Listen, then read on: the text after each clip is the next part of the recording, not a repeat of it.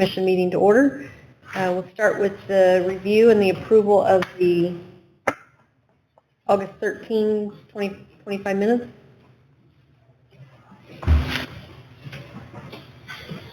Any questions, comments? Motion to approve by Scott. Second. All in favor? All opposed? Okay. One thing we didn't do last week or last month, I should say, when we got Jason on board was identify a secretary. So Jessica has politely offered to do it, but we need a motion to have her be our secretary. So I will motion that. I was going to say, I don't think you're going to get any arguments here. All right, so Jess is our secretary. Thank you very much for doing that. No problem.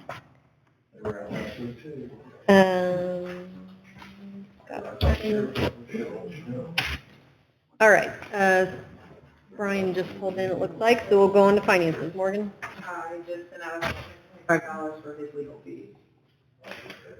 And the bond thing. Okay. That's dangerous. All right.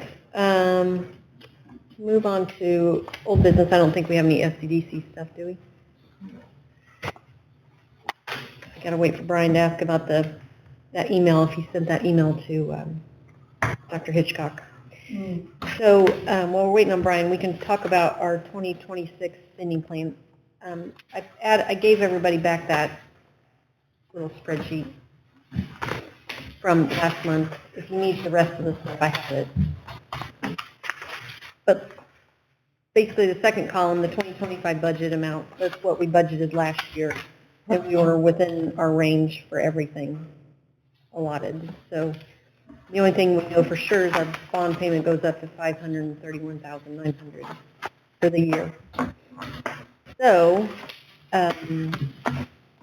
we need to decide on our amount. We can do the same, we can adjust, we can go accordingly. So, any comments?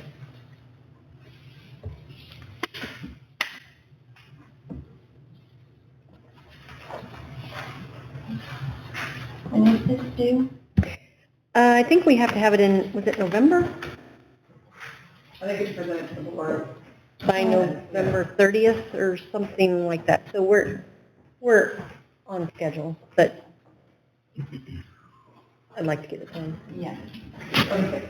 I don't know, I was thinking in my head, if I've got it, if I could print the breakdown, like, of how much we paid Brian, how much we paid out, so you can kind of see, like, was 30 in the ballpark, was it? I mean, it should. But are you just keeping cushion for in case something? 30 was a cushion for if we somehow get, water expense, like the water that they've been talking about, where we need to bring in additional counsel or additional experts, things like that. Those Indianapolis fees rack up pretty quick. The big guy. The big guys. So we just had a cushion. Same with paving. Really everything was a cushion, except bond payment and the public safety. Those were, we dedicated the public safety, and then the bond payments, that's a fixed cost. I expect you'll talk about this more in depth next month, and I won't be here next month. So I'll just say now that as far as I'm concerned, keep it the way it is, keep it the same, and that's my 2 cents. Yeah. I'm fine with that. Christy? I'm fine with that. I did bring Stephen in here today. If anybody has questions in regards to the fire department, he is our chief operator, and we had a meeting with him and Jamie. Ralph and I did, and we went over what we are using and such, and looks like we're going to be using that, plus the towns and everything, all of it. Hopefully not needing any more at, how we're going and staffing. But if you have any questions, he's here for brought him here tonight to see if, you guys had any questions for Do my the... best to answer. Well, I know it was in discussion, so I just wanted to make sure that if you guys had any issues or anything, we'd be able to talk about it this evening. What was it you said he's the chief what? The fire department, Fire Chief Stephen Davis. Yeah, Even? Okay. I thought there was another guy. There's he's the chief operator. Am I correct here saying it? Deputy chief operations. He's in there Monday through Friday, running the show. Okay. Doing all the part-time stuff going, just book work, taking calls, being the officer in charge, just so we have somebody that's a lot more experienced to be there. Okay. And he oversees him, so he's, so he's, I did not know that. yes, yeah. So, and then we are looking for another full-time at the moment. We currently have a hiring process going on right now, looking to hire another full-timer to try and have a full-time person in there in the evenings. We're kind of looking to match what the police department does schedule-wise, and then having a part-time person with that full-timer. So far this year, we're up at 360 calls. We've had almost 100 transports with the ambulance. Since we've put that in service, it's really been picking up. We're in talks with major hospital right now. By the end of the year, we're supposed to be bringing paramedic services to town, providing part-time paramedic. Through Major? Yes. Okay. Stephen is a paramedic also, and so is Jamie, so we have two paramedics. Yeah. There's supply of drugs that gets filled. We will go through right now, they're saying we'll go through major hospital pharmacy and stocking department for most supplies, just because of the cost. We can get them at a quarter of the cost through them because they hire or purchase so much. So, slow process, but everything is moving in the right direction. We're very fortunate to have them. You did a good job. Yep. So if one thing, what's your number one thing you could change, if you could change it?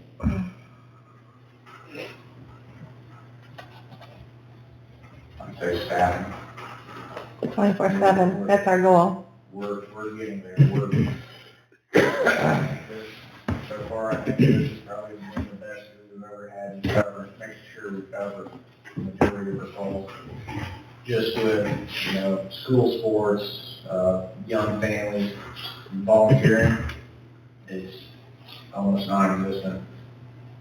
We have a great group of guys, so we're fortunate, like some of these other departments around us.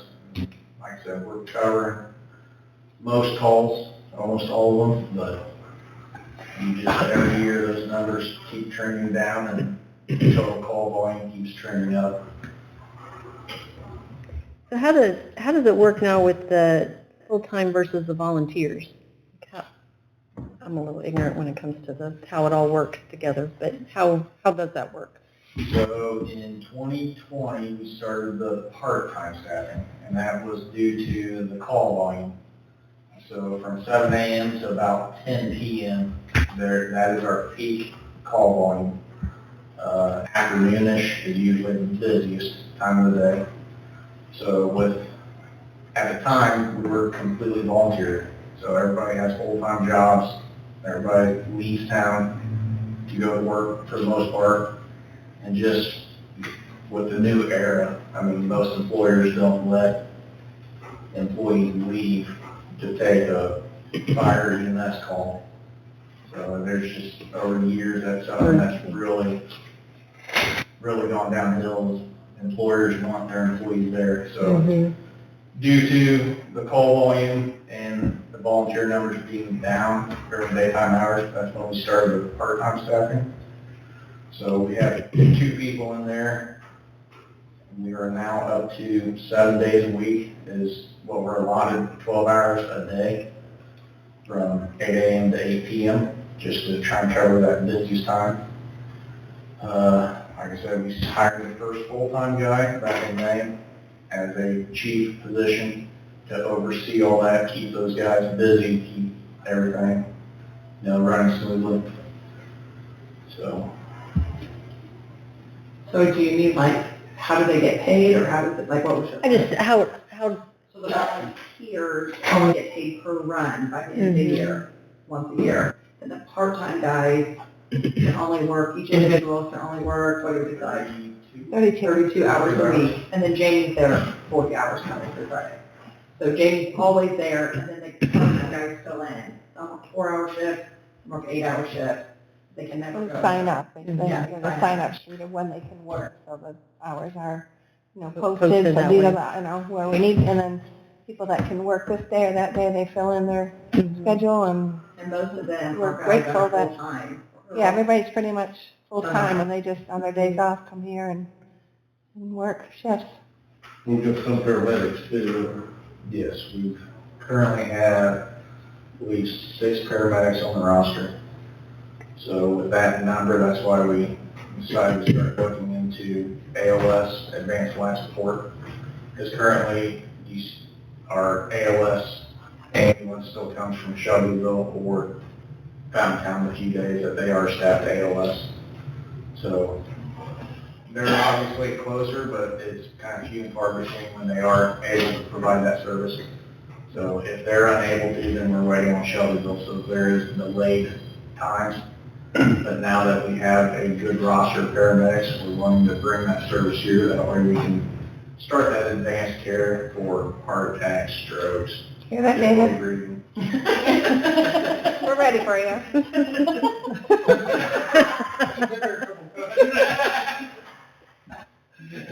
so from a budget standpoint, we're 6 months in, well, not quite 6 months in. When did Jamie start? May, so we're not. Do you have an estimate of what, what a full year cost would be? Has anyone projected that? For your cost on. Cost of him, your full-time staffing, What's his salary? off the top of my that head? you, the whole program that you wanted to start this year, that's kind of been started. You have an estimate cost. For the last several years, the part-time only, we were running off of about $80,000 a year is what our budget was through the fire board.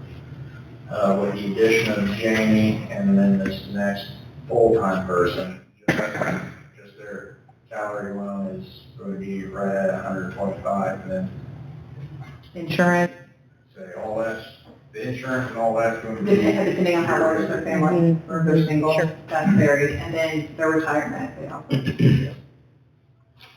One thing that's helped us with the fire chief is that keeps covered on his home Yes. insurance. What did we figure, would it be under 300 to total?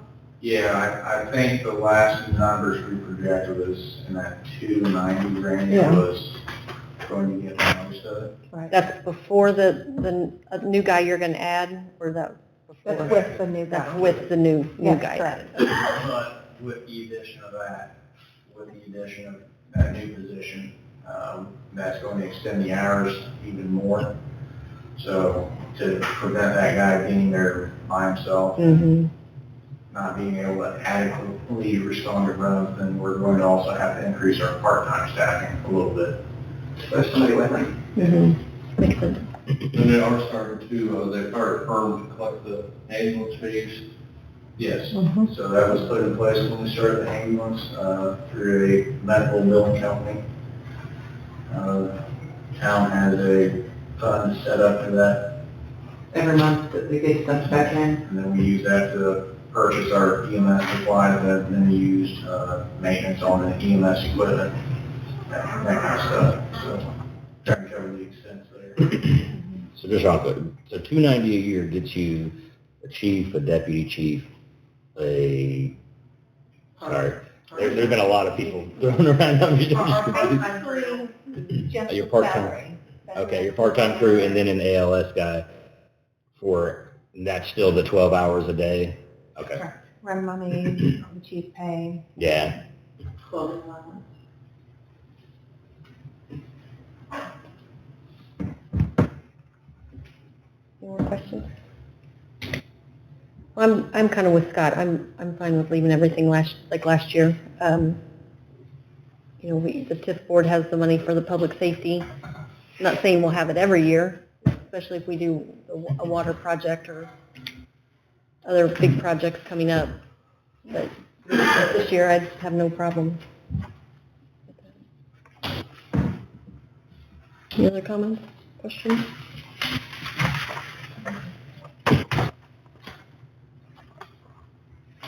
So do we want to, somebody want to make a motion to do that, or do we want to think about another month?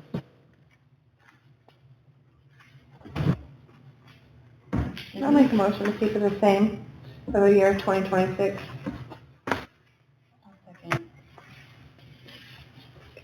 Any further discussion?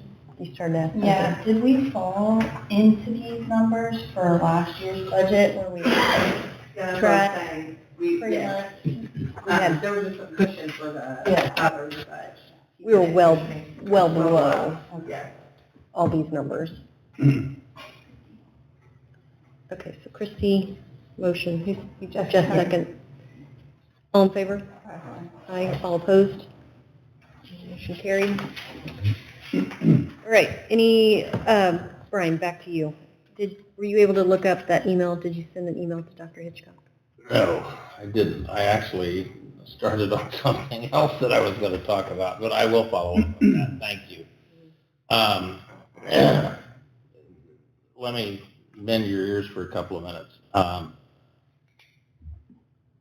One of the issues that's been receiving a lot of attention, and Dave has been kind of the point on this, are some utility issues vis-a-vis Bungie and what improvements might need to be made.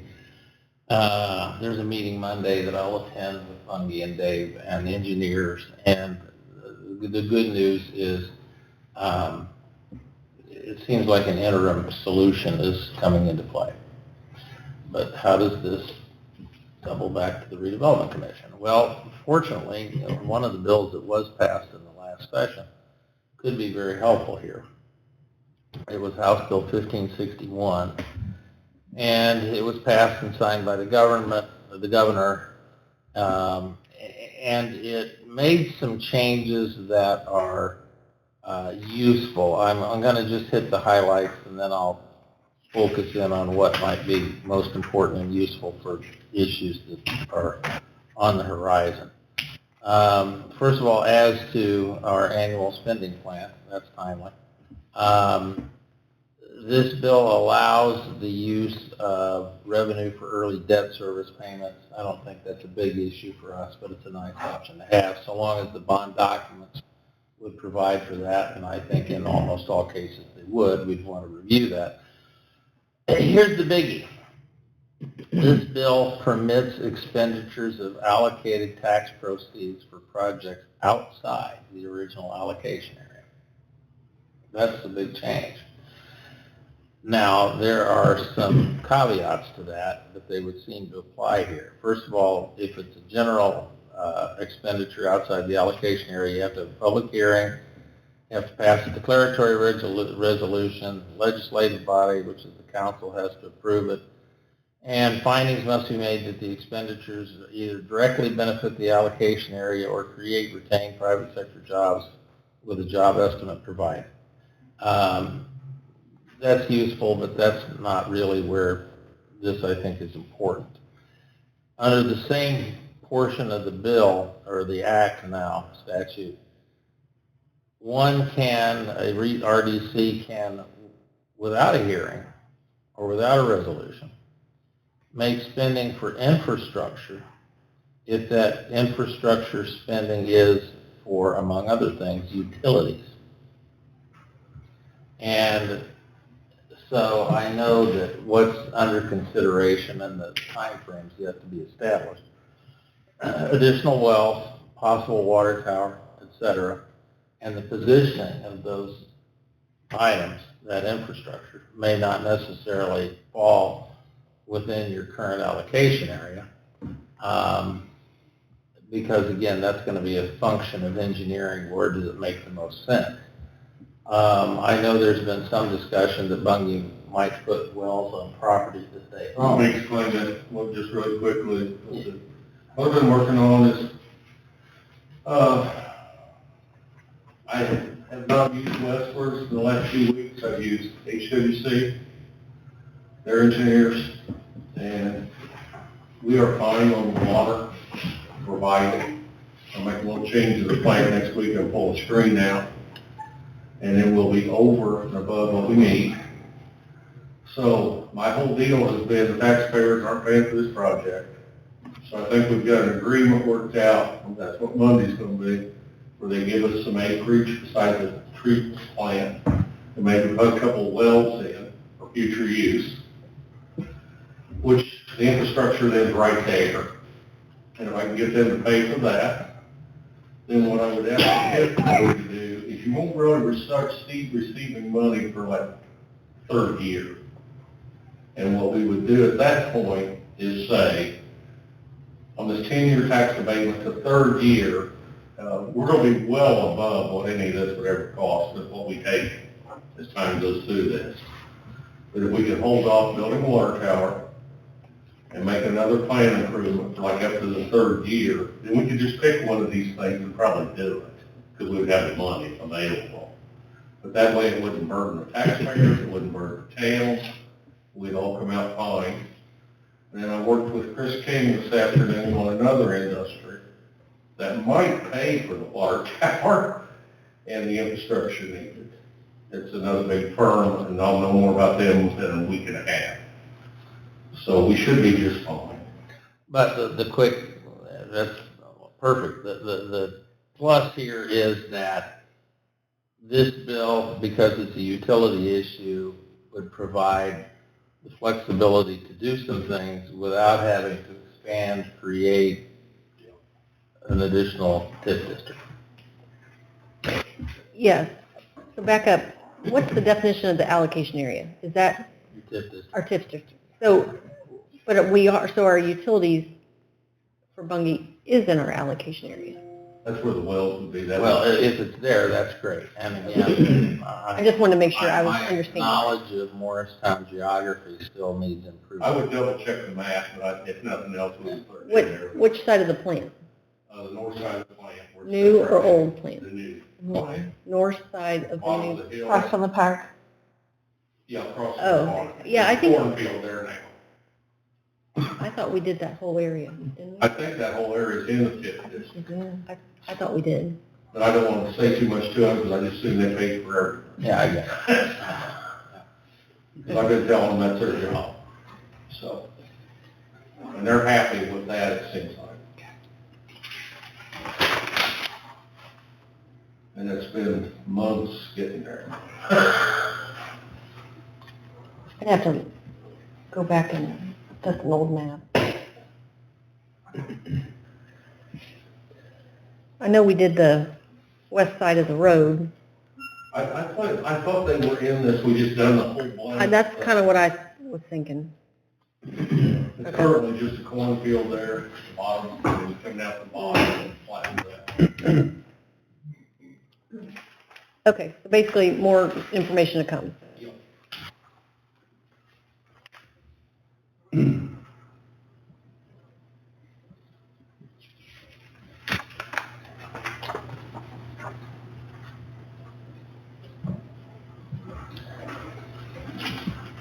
Any questions? Did that sum up what you were? Yeah, I guess the quick summary is what I think is the biggest issues that the RDC may confront in the near term are well in hand, and there are options to deal with them that give you flexibility, and given the financial position that you're in, it should be no problem.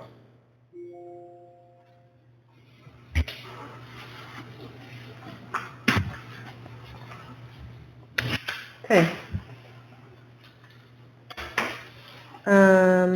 What was that bill? The bill number? House Bill 1561. Okay. I can give you the statutory side at the next meeting. The statutory sides are, they always have to catch up with the passage of the bill, so to speak. Is that a summary that you put together or somebody Yeah. can you share that with us? I'd be happy to do that. I'll email it to you, Audrey. Thank you. All right.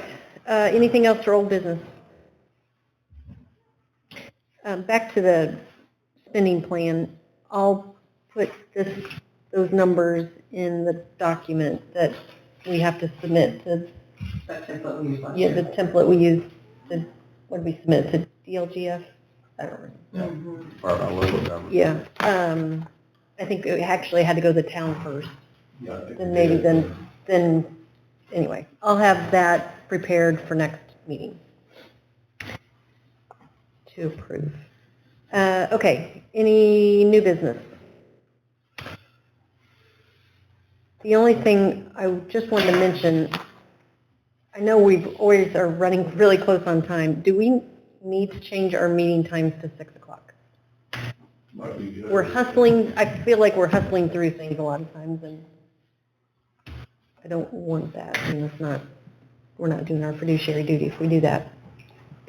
But is there a lot of information coming up in the near future that warrants that? I don't know. It depends. I know, that's kind of why we used to meet at 6 o'clock, and then there for a long time, we'd be rolling through things in 20 minutes, and you guys would all have to sit around and wait. You can always change your meeting time without any real special process. Just issue the agenda and have the time stated, and if it's a note. And I'll have, it's, I can't remember. HWC, maybe at your next meeting, explain some of what we're doing here. So it'll be a lot more informative, so they'll probably need a spot. Bigger times. Okay, well, just, I guess, I'll let everybody know. Yeah, just, if we need to change it to 6 o'clock. Let me know if HWC is coming, and if they are, then we can move it to 6. Okay. If not, we can leave it at 6:30 until something comes up. But do we need to have the 10-day notice of the time change? I hate to shoot from the hip. I think if you give 48 hours notice, Okay. you're good, but I'll confirm that. So as long as we let Morgan know and she knows those sort of things, then 48 hours. Okay. All right, any other or new business? All right, do we have a motion to adjourn? I'll make a motion to adjourn. Second. All right, all in favor? Aye. Aye, all opposed? All right, next meeting, October 8th, same time, maybe same time, same place.